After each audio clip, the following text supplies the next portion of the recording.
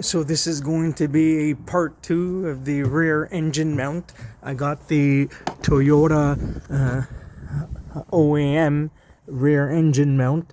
So on this one I jacked up the transmission. I showed you guys in part 1. I will post the link for part 1.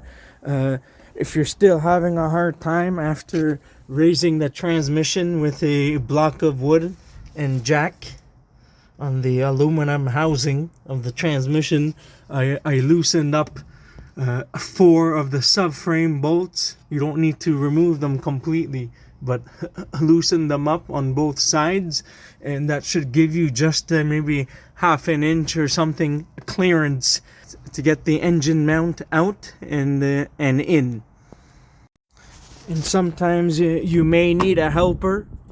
You may need to pry this down, or to hold it down to pry it, so you can get the power steering rack to move down a tiny bit, because the power steering lines are in the way of the long stud when you get the mount in.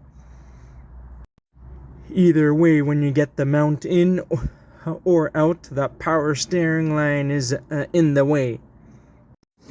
And I did the same on the other side. The bolt here and the bolt here, you just need to go through the lower control arm hole with a long extension. These are 17 millimeter bolts. Just be careful to make sure that the subframe bolts that they move, because if they are seized, then you won't be able to get them out. So you need to be careful, and this may disturb the alignment as well.